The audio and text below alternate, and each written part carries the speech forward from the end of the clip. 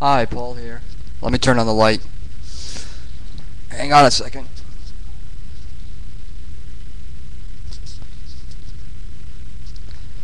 Maybe that will make my color look a little better. I'm not sure. Well, after meditating for some time today, it's Independence Day, 4th of July, that day where freedom was established. Really didn't have anything wonderful to eat in the refrigerator. Helped a friend earlier this morning do some moving. And doing this whole thing of letting it go, trying to let things go, and finding that when I do so, that usually that good things happen, but every once in a while, what will happen is something that's when I try to make a bigger leap, and could I let it go? Yes. That something odd happens, and that's what happened today. So really didn't have any food in the house. I mean, basically some brisket, I guess my sister brought over, and some soup a friend gave me that I helped move. And let me see what else. A few other things. So enough to get through the weekend. And that was good. Good, bad. But I really haven't been lacking for food. Well, it cracks me up that there's a church right down the way, and we're always giving to charity, and I don't think they even know that people need charity right in their own community. It's just my opinion. And so I decided, and I was thinking about painting. It was a beautiful day. It's probably the perfect day for painting, but of course, it's the 4th of July, and I just really didn't feel like doing that. So I decided to take a walk, and I usually go visit my goats, not my goats, but a neighbor's goats on Shaker Hill Road, I think it's called. I believe it's called. And I usually take a walk up there, and after doing some meditation, decided to walk past this goat or sheep farm. I believe they're goats, and say hello to them because they always cheer me up if I'm a little bit down and just having a long weekend. A lot of time on my hands wasn't really thrilling. And I'm walking past there, and there was a lady ahead of me, and I see her, and she's quite far in the distance. I think she was wearing white. And I see her make this quick across the street. Now it's a very long road, just a paved road, but they've been houses on both sides, not very busy. And I said, what's that about? And I just felt sad for her that it wasn't in arm's reach. There was nothing that I could do to her from where I was standing. I was too far back, but I could see that there were, even feel that she had done that on purpose. Even though it was very far, pretty far away. And she crosses the street, and I keep on walking. Well, a few minutes later, I'm stopped by a cop. And was asked, where are you walking to, and blah, blah, blah. That was the first question. Where are you walking to? And I asked, why do you ask? And almost automatically, this gentleman, this cop, seems to want to, and I've said this before in Enfield in New Hampshire, they want to raise the level to something that's not there. I was probably talking in a more hushed tone than I'm talking right now to this officer, I believe, this policeman, because I'm not sure if they're officers or policemen. And was told that I was being stopped because somebody believed I was following them, which I was following them. That the technical definition of follow is one is in front, one is in back, I would assume.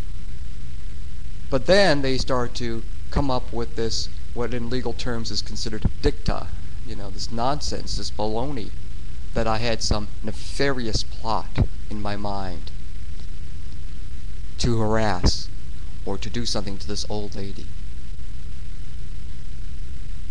And that was untrue. I was so far away from her.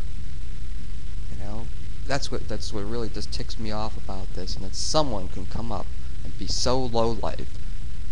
I'm trying to not get into judgments. But it's a system that I've fought for time and time again. Paralegal expertise have stood up for people's rights in the past. Believe in things such as mediation. They're not criminalizing behavior that's not criminal. But in Enfield, New Hampshire, the opposite is true. They want to criminalize behavior that's not criminal. For instance, walking on the same street with another individual or walking behind another individual. They want to criminalize it. So I was being told I was argumentative by asking a question. And it just seemed that even to argue about it being argumentative was ridiculous, because there was no reason they should stop me. Then he tried to say that I was living someplace else. He tried to trip me up by asking me, "Oh, you live in the condos, don't you?" I said, "No, I told you I lived on Route 4. And just the whole demeanor of this stop for no reason, you know, and basically just going through this made me feel very antsy. I mean, this was also the same cop that when I went in an ambulance one night, the ones that couldn't find the house with a light on a very small road, you know, asked me why I was going to the hospital. And I didn't really want to tell them why I was going to the hospital, because I didn't think the cops have a right to know why a person or an individual is going to the hospital. So this whole event just wasn't fun. And also got told that when somebody asks a question, when somebody asks you a question, if you asked them a question, then that was considered argumentative. And then he went on for a prior case, and he mentioned that he knew me from there. And, you know, it was just, why? Why are you going through this? And I try to explain, and he starts to walk away, that in this area, cops like to escalate a situation, trying to make it criminal in nature, when it's not criminal. So if there isn't a crime being committed, we're going to try to make it so a crime is being committed.